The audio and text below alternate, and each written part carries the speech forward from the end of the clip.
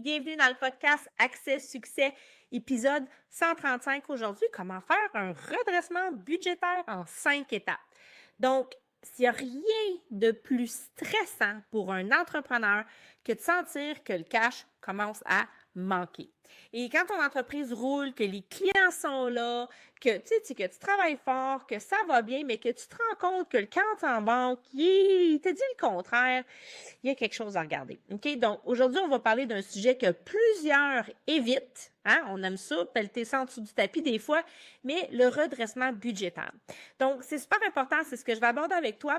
Donc, juste avant que je rentre dans le vif du sujet, parce que c'est un sujet palpitant, tu veux rester avec moi jusqu'à la fin, je me présente, je m'appelle Karen Roy, je suis coach d'affaires certifiée.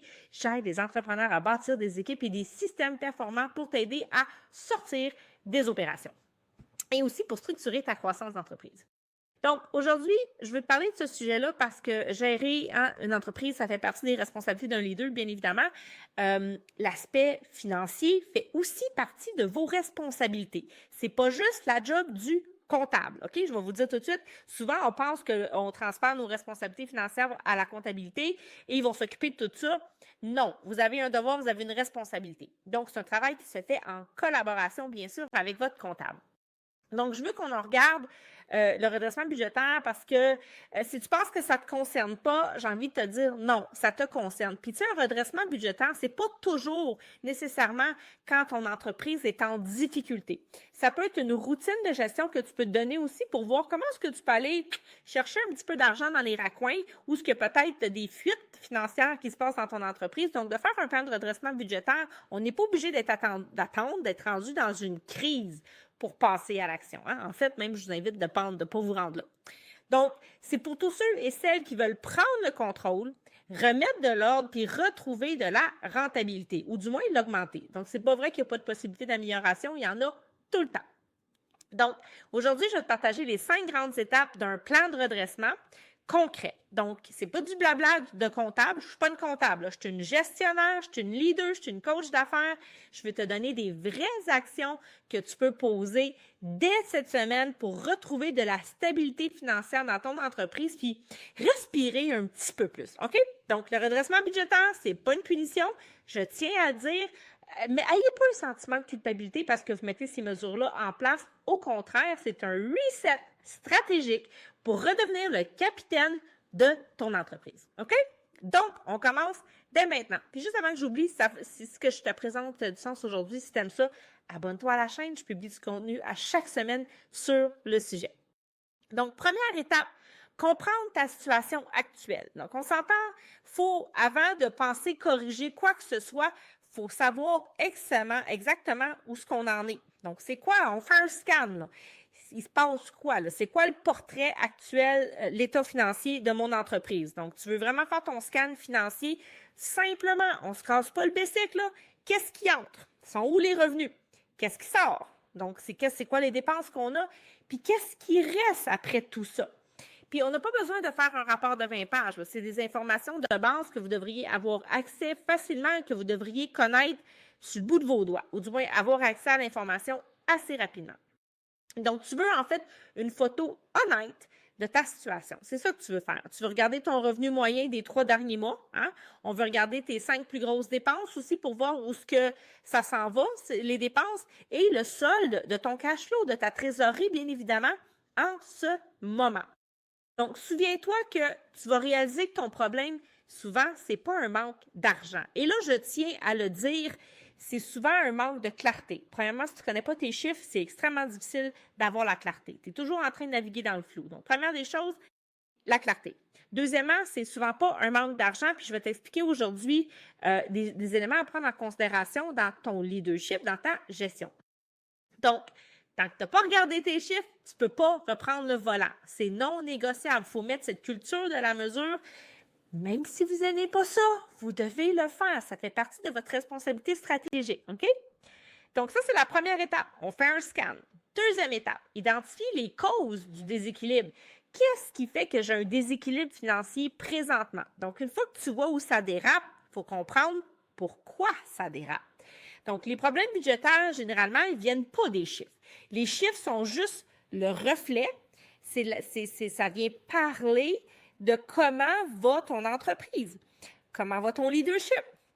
Donc, dans le fond, les chiffres, ils viennent des décisions derrière les chiffres.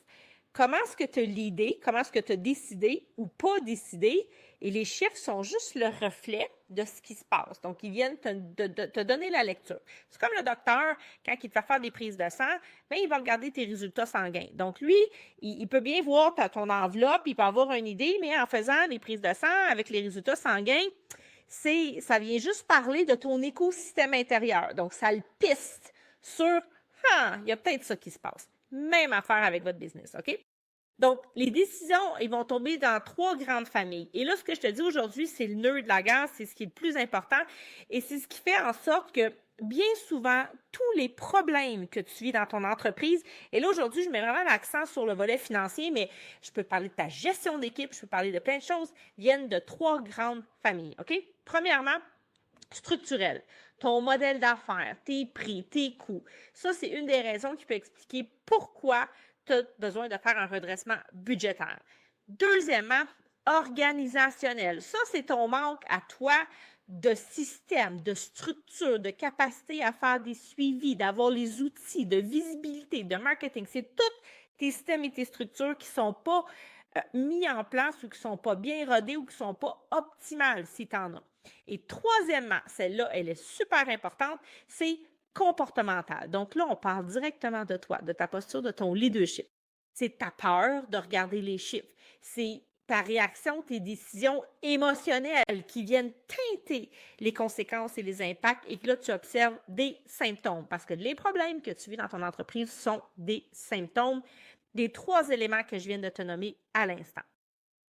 Donc, si tu dis, par exemple, si tu dis oui à tout parce que tu veux faire plaisir, parce que tu as un grand cœur, parce que tu as peur de perdre tes employés, c'est du leadership, ça, c'est comportemental, tu es pleinement responsable de ce qui va se passer après ça. Tes prix n'ont pas été ajustés depuis 3 ans, c'est structurel. La réalité du marché, c'est que ça évolue, ça change. Donc, faut que tu te regardes, l'IA a pris de l'avant, il faut vraiment que tu revoies tes structures. C'est un problème structurel. Et tu n'as aucun suivi mensuel, tu n'as pas de processus, de bonnes pratiques de gestion mis en place. Tu n'as pas non plus de soutien si tu n'étais pas là dans ton entreprise. Là, c'est vraiment organisationnel. Donc, les chiffres racontent toujours une histoire. Mais c'est à toi, en tant que leader, en fait, c'est toi, le leader, qui écrit les chapitres. Et c'est ça qui est important de retenir. Donc, ça, c'est ta deuxième étape. Maintenant, la troisième étape pour faire ton plan de redressement budgétaire, c'est d'élaborer le fameux plan de redressement. Donc, c'est là où tu vas passer à l'action. Donc, tu as fait un scan, tu as trouvé les causes, le pourquoi dans les 3 catégories que je t'ai nommées. Maintenant, il faut faire le plan. OK, parfait. C'est là qu'on passe à l'action. Un plan de redressement budgétaire, c'est une stratégie en 4 leviers. OK? Premier levier, réévaluer tes revenus. Donc, il faut regarder les prix, les marges, les services qui sont rentables. C'est quoi ta vache à lait? Qu'est-ce qui nourrit? Qu'est-ce qui te rapporte 80 puis qui te demande 20 d'efforts? Là, il faut que tu commences à te poser des questions vraiment stratégiques. Concentre-toi sur ce qui paye, pas juste sur ce qui occupe les gens. C'est important. Deuxième des choses, contrôler les coûts, les dépenses. Donc, classer les dépenses en 3 catégories. Ça va t'aider à prendre des décisions et non des décisions impulsives. Est-ce que c'est-tu des dépenses essentielles? Ça fait rouler, j'ai pas le choix. Est-ce que c'est des dépenses utiles? Non, je peux peut-être mettre ça sur pause, c'est à revoir si c'est réellement pertinent ou c'est accessoire. Accessoire, out. On n'a pas besoin pour l'instant. Donc, tout ce qui ne crée pas de valeur, on coupe ou on ajuste. Tout ce qui n'apporte pas de valeur, on coupe ou on ajuste. Maintenant, la troisième chose que tu dois regarder, c'est super important, c'est ta masse salariale. C'est un gros centre de coût dans vos entreprises. Donc, regardez le retour sur investissement sur chacun des rôles. Et là, on parle de la performance, du rendement des individus. Et là, on rentre dans une zone qui est tellement difficile à évaluer parce que ça demande des micro-efforts, ça demande une certaine rigueur à bien encadrer, à supporter, à aller mesurer, à aller auditer ce que les gens font. Et ça, c'est du rendement. Donc, vous devez mettre ça en place, mais ajuster la masse salariale, c'est super important. On ne dit pas qu'il faut couper des gens, c'est de réaligner les ressources. C'est d'augmenter la performance, le rendement des ressources. Ce n'est pas nécessairement de faire des coupures. Et je tiens à le dire, mais vous devez jouer votre rôle et aller voir la masse salariale. On n'est pas juste dans les chiffres, dans les ratios. Et enfin, quatrièmement, c'est de restructurer la trésorerie, le cash flow. Donc, on priorise les paiements. On met en place un suivi hebdomadaire du cash flow. Vous devez vous mettre le nez dans vos chiffres à chaque semaine. On crée une réserve de sécurité quand on a des périodes fortes, quand ça va bien, quand l'argent rentre. On met de l'argent de côté, on se prépare pour les périodes plus creuses. Même si c'est un petit montant qu'on met, on prend l'habitude de développer ces skills de gestion. C'est des bonnes pratiques. Donc, ça, c'est la troisième étape pour faire le plan de redressement budgétaire.